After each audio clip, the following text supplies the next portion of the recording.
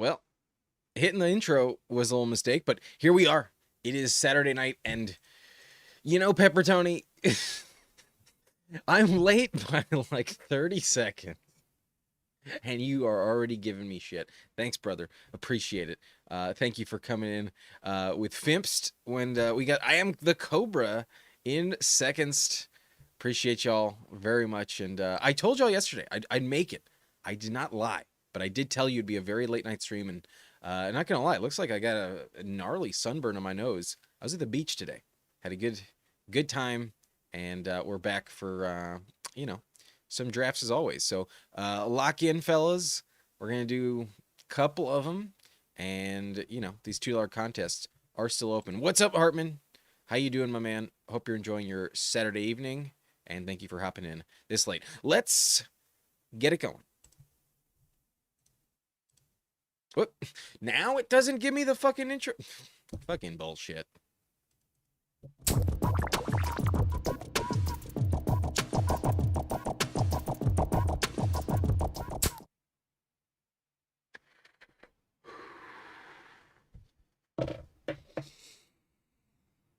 Feeling good, ready to take some money home. We're hopping in the UDFA as always. Y'all know the deal. 4 out of 12 advance, pretty high advance rate as always, but low payout structure, hard to make more than $500 honestly. But we don't give a shit. We're going for it. We're sending it for 10K, and we're hopping in 3, 2, 1. Let's go. 6 spots left. If you want it, come get it. If you're watching on the replay, I know if you're watching right now, you're a sicko like me. You already have an account. You already have an Underdog account. But if for whatever reason you don't, and you're watching this, we have a little promo for you, $50 in bonus funds. If you're new customers, promo code BLUNT. Link is in the description. Play your first 5 and get 50 in bonus entries. You're also going to get a 50% deposit match. So you sign up with code BLUNT.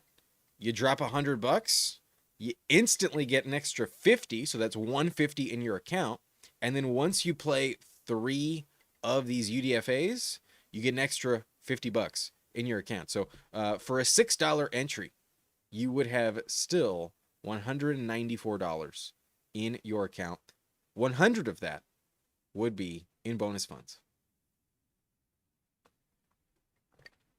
But the promo's over. Time to get the music bumping. Let's go. We're still waiting on 2. We're nearly there. And I got some lemonade in this cup. I want to hit the pipe again. It's good to be back home. I had a long day, so it's like time to unwind. I had like an edible at the beach, but on the drive home, was hankering for it. So finally done with LA traffic. Hope y'all had a good Saturday. Gonna be back live tomorrow at a more reasonable hour, but I hope at 11:04 p.m. Pacific, y'all are chilling. But if you're waiting for this thing to get started, we still got 2 spots left. If you want to take it, it's calling your name, but you might lose if you're in a lobby with me. Just heads up, you might lose. So.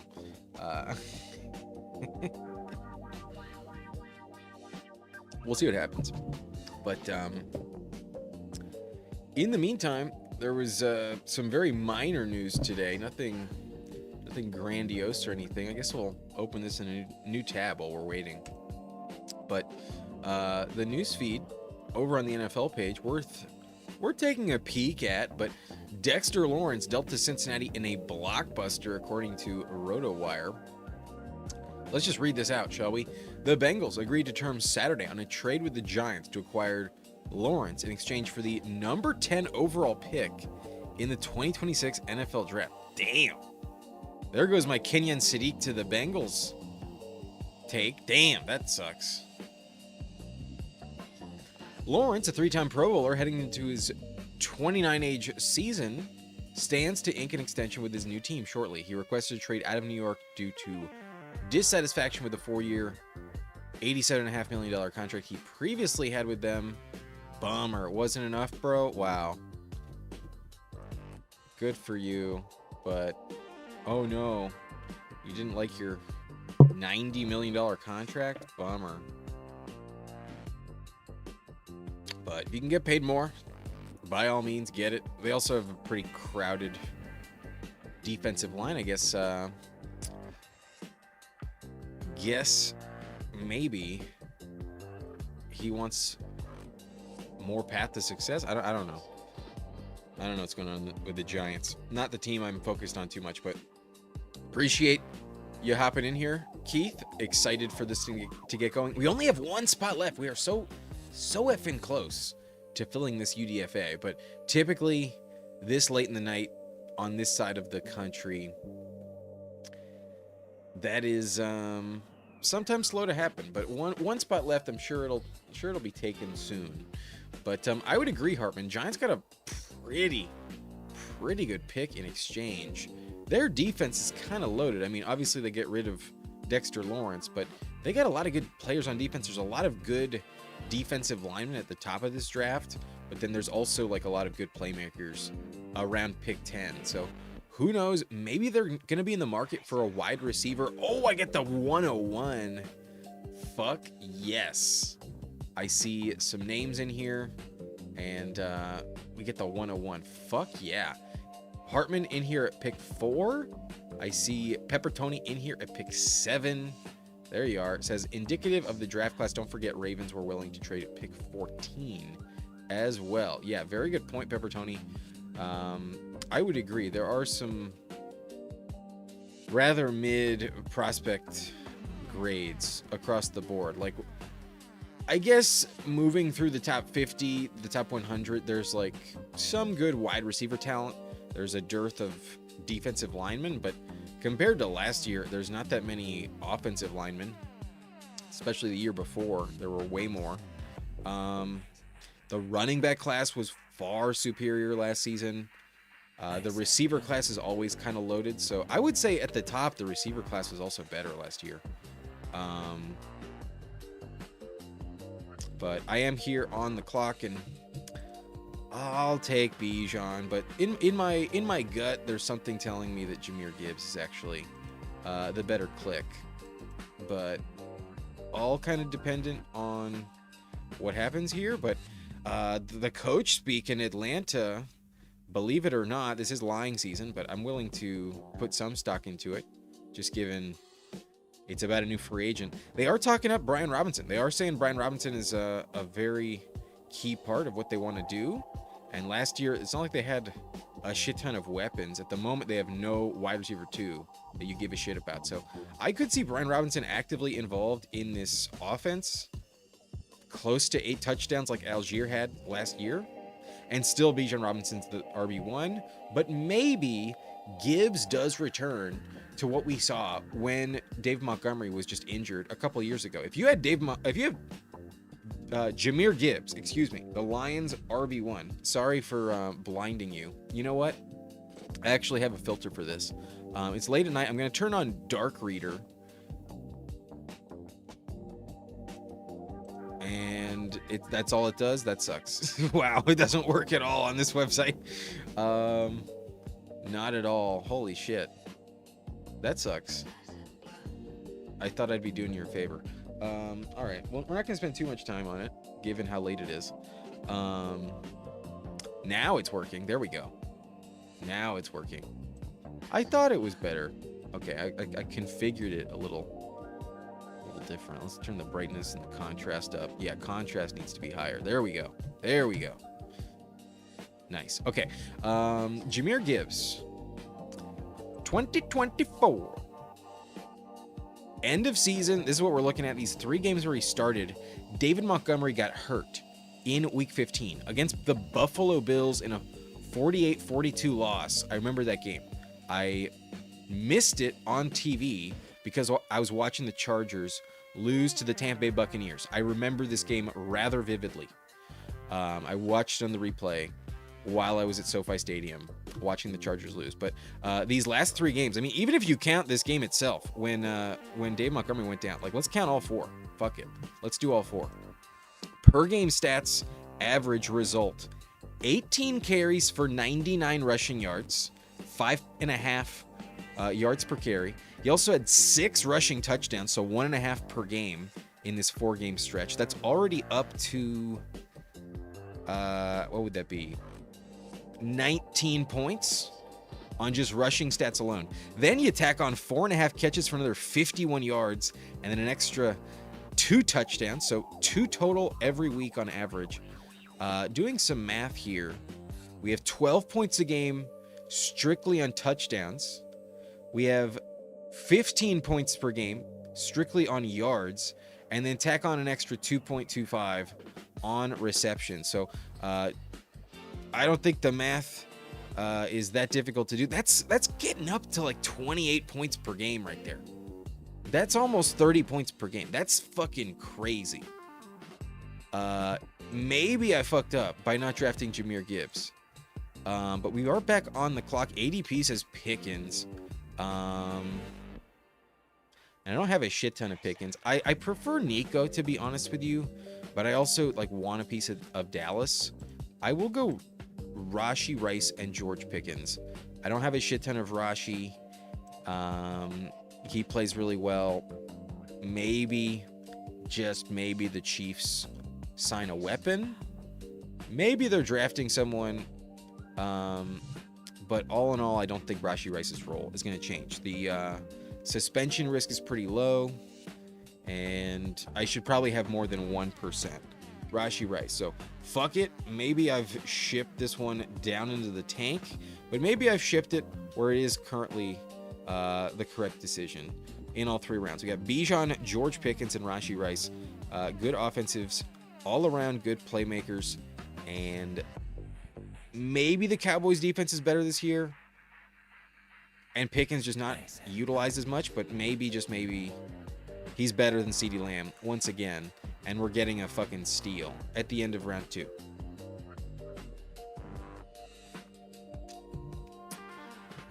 I don't say I'm like in love with George Pickens at the 2-3 turn, but he's good enough and can definitely be the guy you need to where I don't want to be fading him at an excessive rate. I think if this is where you have to be drafting to get him, by all means go for it. I have taken CeeDee Lamb at pick 4 in a lobby once, and then I've also gotten Pickens back at 28. That has happened. That's fun to do. A little double Dallas combo. You do have to pull up Dak most of the time in the 7th round, but that's fine. And if you're lucky enough, you get Derrick Henry as your RB1 at pick 21. That's one of my favorite combos. But so far, Hartman in this one went triple receiver, Amon-Ra, Neighbors, and Chris Olave. That feels very strong. Pulling up Amon-Ra at pick 4, not egregious at all. Puka has slightly weird vibes going on, so don't hate it at all.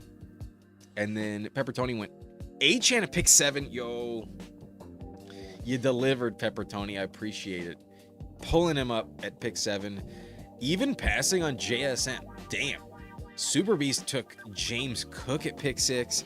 Achane at pick 7. Tayara 26. Got JSN, Jeremiah Love, Breece Hall, and Ladd McConkey. Way to spoil a JSN at pick 8 by going Breece Hall at pick 32. That sucks. That's a bummer. Personally not excited about Breece Hall in the 3rd.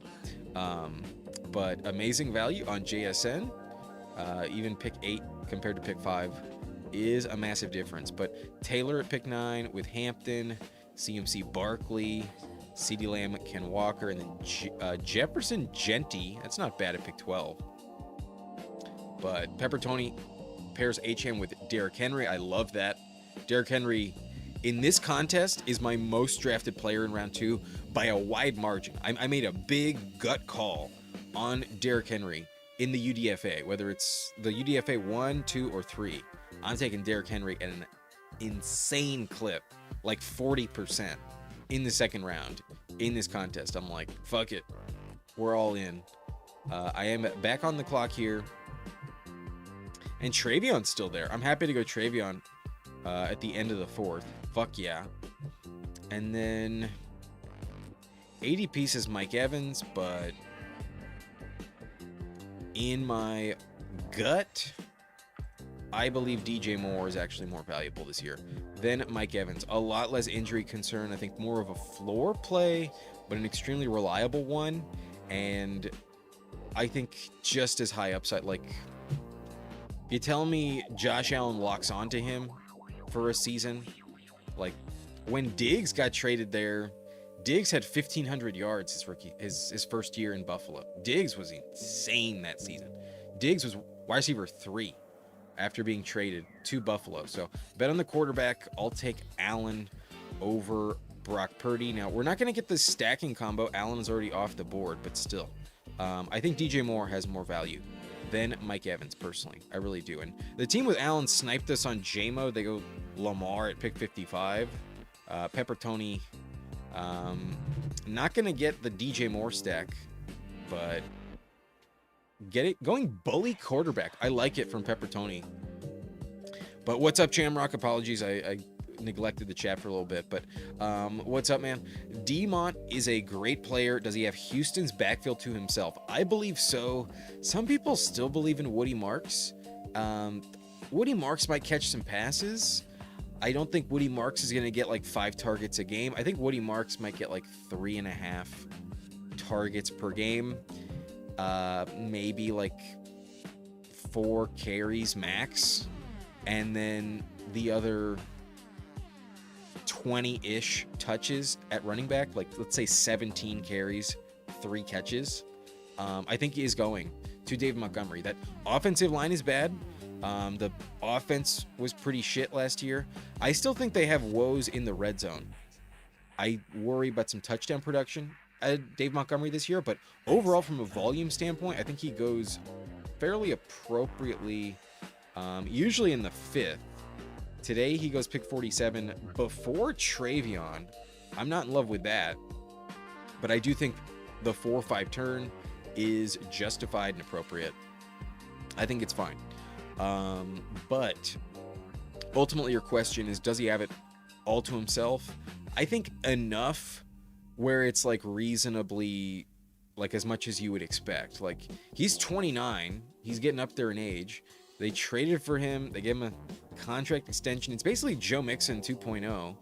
And after I make this pick, we had 2 players to check out. We were going to check out Stephon Diggs' first year in Buffalo, and then Joe Mixon's first year in Houston for some interesting comparisons. But Drake May falls to pick 72. I'll do that. I mean, technically he's right at ADP, but in my opinion, he's fallen. I see him typically earlier in the 6th. And if you can go with one of the stronger quarterbacks in round 6, I think you're making the right choice.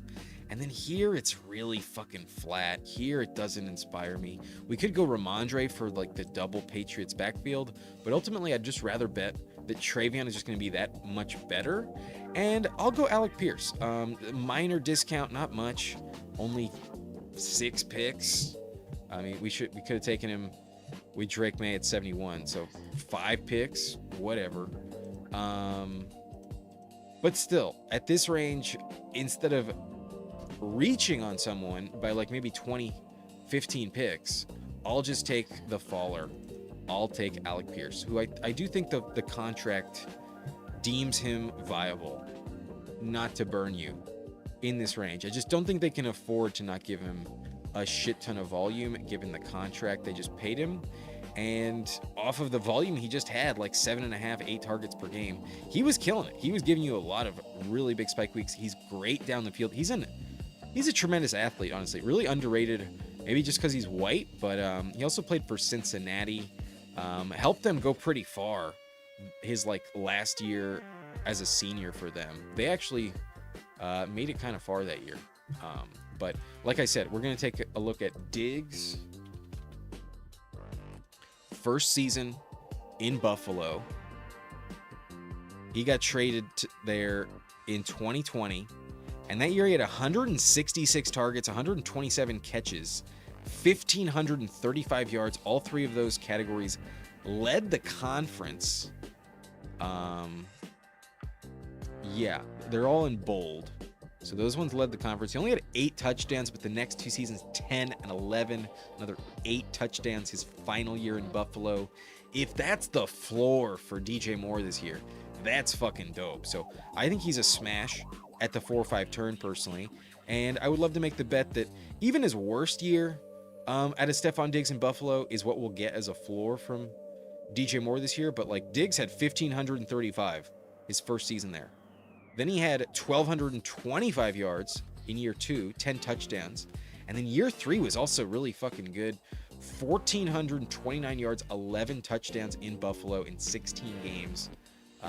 We're looking at 150, 160 targets minimum out of the wide receiver 1 if he just steps in to what Diggs was offering. So that could be one of the most valuable prices in the draft. And sorry, Peppertoni, I think you should have gone DJ Moore instead of JMO. You were not going to get him back. So I believe he is super valuable. But Peppertoni says 6 straight receivers I wanted gone, so I will take Lamar, I guess. Yeah, that run on receiver was brutal. I will agree. Like, no holds barred. All of the valuable round 5 receivers were off the board. And structurally, did you really want your third running back? These lobbies have been really pricey for quarterbacks. So I don't hate taking Allen and Lamar, especially in the UDFA. You need to stop, in my opinion, but I don't mind it at 31.55, especially 55, just straight up taking Lamar. Feels pretty good. That's kind of why I stopped going Josh Allen until like pick 33 sometimes, because the price on Lamar gets crazy cheap sometimes. Sometimes it's so inexpensive on Lamar Jackson. It kind of baffles me. But 72, we go Drake May, Alec Pierce at 73. We're back on the clock after this next pick. And Dobbins is still here. Haven't had Dobbins much lately. I'm okay with that. Mahomes got sniped by like 1 pick or something.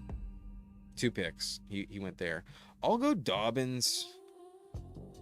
And then I've been starting to take Monungai a little bit more, but I'm not going to do that. I'm going to take my 5th receiver, I think. I could go Kyle Pitts,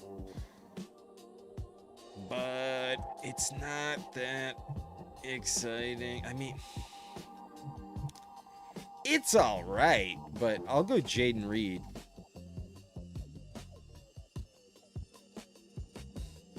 I'll take Jaden. I'm pretty high on Jaden Reed at this point in time. But I might regret passing on a quarterback there. Weird part of the draft, or you can get bullied in the coming rounds. They're not the most inspiring clicks. Past pick 121. There's a lot of weird quarterbacks left after this next turn. So who knows what's going to happen, but a lot of teams already have 2, and maybe they show me a little mercy, but I'm kind of regretting that decision. Hartman at 4, same with the team at 3, and then the team at 2. All 4 of us only have 1 quarterback. I might have fucked up, but Shamrock says, I hope DJ Moore isn't misused as wide receiver 1 in Buffalo. They have trouble locking onto a single receiver since Diggs. I assume the trade for DJ Moore is an attempt to rectify that. I believe they didn't feel that inspired with 2nd round wide receiver talent this year. And I think ultimately when you look and compare to like the Jalen Waddle trade, if they're right, where like late round 2 wide receivers in the draft are kind of going to suck this season, or at least just be nowhere close to DJ Moore, then they probably made a really good choice. They also got a 5th in return. Now, they have to pay DJ Moore a considerable amount more than a rookie, but he's much more of a sure thing. Rookies have much more bust potential. And DJ Moore, for what it's worth, does not get hurt. He has like 4 straight seasons with all 17 games played under his belt, maybe even more than just 4 seasons. DJ Moore is a very safe contingency plan. So I think the Bills made a very wise move with the DJ Moore trade, in hindsight. In the moment, I didn't think it was like elite, but like in full context, thinking about it, you know, in hindsight, I think it's actually a really, really smart move by their GM, who is someone I don't fully trust. Not always the wisest decision maker, but the DJ Moore trade, I think, will pay dividends pretty quickly. But Shamrock says, I guess Shakir, but he's always had a lower floor. Yeah, Shakir, I haven't been clicking at all. Shakir, I let fall quite often, to be honest. I'm not excited about it, but and not a high ceiling. Yeah, not at all. Not at all. Cenox says Aura. Spelling Aura like that, I'm not totally sure. Damn it, all the quarterbacks went. All the ones I like. So I'll go Gadsden as my tight end 1. Pretty solid price here.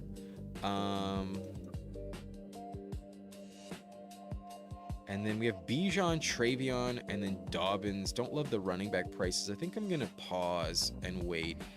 Could go C-Rod. I guess I'll put him in the queue just in case. But I kind of just want to go Omar Cooper. I'd be my wide receiver 6. A little overkill. I think structurally it makes more sense to force quarterback. But we go C-Rod. I almost put CJ Stroud at the top of the queue for a second, but I don't like Malik Willis at all. I think he's way overpriced. Terrible cost on Malik Willis right here. I don't think he's even like on the field in the fantasy playoffs. I don't see it. I think Malik Willis is this year's Justin Fields. Gonna have a couple big games. You will have a 30-pointer. I'm not going to put that past him. You'll have at least one really, really good game out of Malik Willis. Will it come at the right time?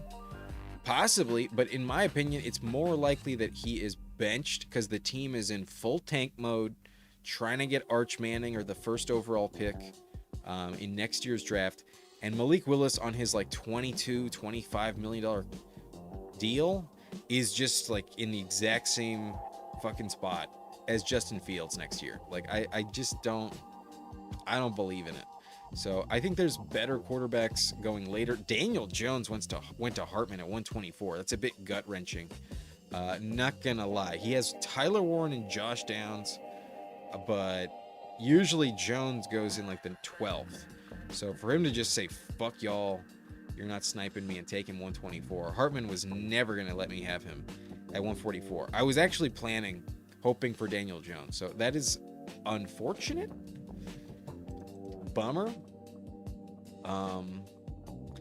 Appreciate the consolation comment of saying with May it's not that bad, but yeah, that's very risky, and it did not pay off for me. It did not. But a little bit, Peppertoni, just a little bit. I don't think you would have gotten DJ Moore to make it back to you, so I still think you should have taken him over JMO. But had I had Lamar Jackson and Drake May, this team would look really fucking good. That's for sure. I don't think it's the end of the world, though. Not yet. But Hartman also takes Cam Ward. That's a bummer. That's quite a bummer for yours truly. McMillan 143. I guess I have to. I'll take Bryce Young. Gross. Damn it. Yeah, I should have taken Lamar. Yep, I do. I do wish I did that. Fuck.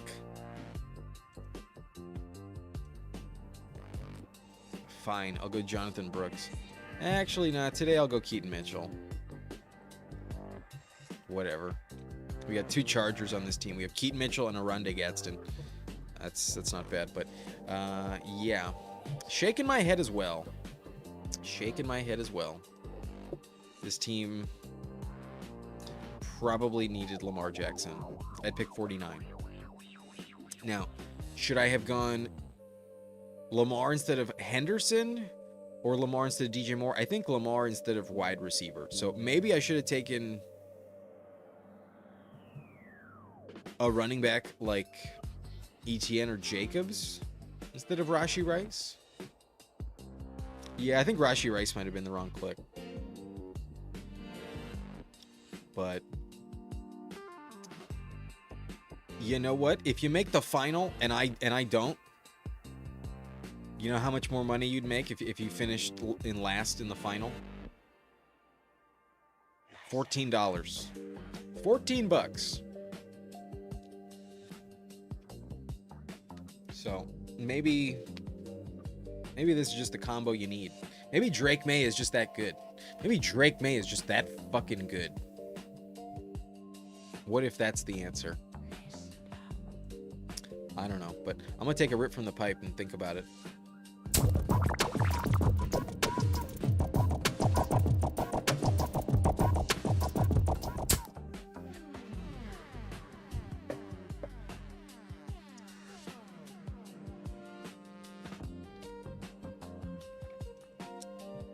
Gotcha. Yeah, it was spelled differently. I was like, this got to be something else. I'm not familiar with anime aura. Never seen it spelled that way. Cenox. But you do got the anime. Is that Justin Herbert in anime on your profile picture? That's dope. Love that. I see the bolt. So I think that's a Chargers jersey. This might be Justin Herbert. Or maybe that's you. Maybe that's you. Shamrock, why is Adams dropping this year? Age? I think so. I think there's also rumors that the Rams are shopping him and also looking for a wide receiver in this year's draft pretty early. But I'll take Hunter Henry for the stack. Our tight end 2, someone I like a lot. And then we have Bijan. I could go Brian Robinson. That's kind of funny. That's kind of interesting. But you know what? Nah, I'll just take QB3. I'll go Mendoza. Ultimately, I believe Mendoza will be on the field, not Kirk Cousins for the most part. And I do think he's worth it. We're in a little desperate situation as well. The team in front of us, damn, they passed on quarterback for Jalen McMillan. I took Bryce Young. And then they went Shaheed and then passed on Mendoza for A.D. Mitchell. And he had Bowers. Ooh, sorry, bud. You played with fire a little too much. Damn, you were asking for it. You were asking to get sniped. A.D. Mitchell over Mendoza when you only have Caleb Williams at quarterback and you have Bowers. Damn. Bullnuts TCF. Might have just gotten kicked in the nuts. Sorry, bud. But maybe he's planning on Kirk Cousins. Maybe he believes in Cousins. But yeah, Shamrock, mostly age and competition concerns, but I don't think it's that justified. If not for touchdowns, though, then Adams was a little bit disappointing in the yardage department last year. His yards were not the most impressive last season, but touchdowns were elite. I don't think that's changing. His role in the red zone, I don't think is just going to disappear. Maybe he doesn't score 14 touchdowns in like 12 games or some shit, but he's still going double-digit touchdowns, 100%. So he's still a very good click. But did I ever see the Chargers anime schedule release video? Of course I did, Hartman. Back-to-back seasons with an anime schedule release video. They're killing it. Their media team's like one of the best in the NFL. Now, I'd prefer if their actual team was just the best in the NFL, but we'll take what we can get. Chargers uniforms are dope. Their social media is dope. Their schedule release video, usually the best you can find. They are a dope team. Not gonna lie, it's pretty fun to be a Charger fan, even though they don't win that often. It's pretty fun. I've enjoyed it quite a bit. I didn't grow up a Chargers fan. I chose to become a Chargers fan.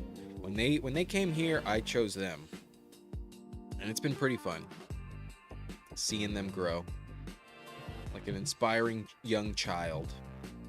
I'm gonna go Nick Singleton, but Tajay sounds very tempting. Do I just take 7? Kind of want to just take 7. We would have 3 clicks after this. I need a tight end. I'm just going to go Nick Singleton for sure. I'll leave Tajay alone, but I do think he's probably worth taking here.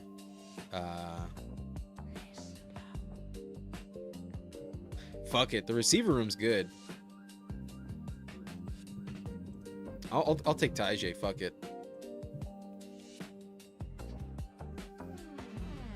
So it's looking like maybe a 3-7-7-3. I don't hate that at all. Our 5 receivers are Pickens, Rashee Rice, DJ Moore, Alec Pierce, and Jaden Reed. That's pretty strong. So going 7 wideouts, not bad. I have 3 clicks left, so 1 can be a tight end. Yeah, we're rolling. These last 3 rounds, running back is atrocious. So Singleton starting to run again. Got hurt at the Senior Bowl, but it looks like the foot injury is starting to be quickly in the past. He's a pretty young guy, so I think he'll be all right. And I like him a lot. I liked him a ton after he got hurt, and I looked into him, but it was just like until I know he's healthy, I'm gonna pause. So I actually wish I took more of him, but his ADP has never really changed. If anything, it's kind of fallen a little bit, not by much, but just a little bit. So there's still plenty of time left in the summer, but I like Nick Singleton quite a bit, and I do think he'll be like a 4th round pick. That's my take on it. But do you think Corum and Kyron will continue to split time? Absolutely, but not in a way that really like hamstrings either player. I still think Kyron's still pretty legit where he goes, but I also think Corum is a fair price. But then there's also Jarquez Hunter like looming in the back of my mind. But unless Kyron Williams gets injured, I just don't think he's going away. He got a good contract, and even though Blake Corum emerged, not in like a big enough way to like really hamper him. I still expect consistent touchdown opportunity for Blake Corum this year alongside Kyron Williams. They're both going to be good in a good offense, but I'm straddling the line between genius and donating. Pepper Tony is on the clock right now. Let's take a look at what he did. He went Achane, Derrick Henry, Josh Allen, Jamison Williams, Lamar Jackson, Jordan Tyson, Michael Wilson, Romeo Doubs, Quentin Johnston 103. So the receiver room got back in. I think it's pretty solid. Tony Pollard 114 is either amazing or terrible. Kittle unstacked, a little risky, but week 17 is where it's all at. So has that true $10,000 upside. So I don't hate it, but a little unique, unstacked especially. Tyrone Tracy at 138. I've seen him much lower, but also not. So that's fine. You go Diggs, Ridley, Tyreek Hill, Jeremy Bernard, and Njoku and Freiermuth. Damn it! Why you gotta snipe me on Freiermuth, man? Damn it. I'll go Torrey Horton. And then I'm gonna... Damn it. I don't really want to take Tonjes.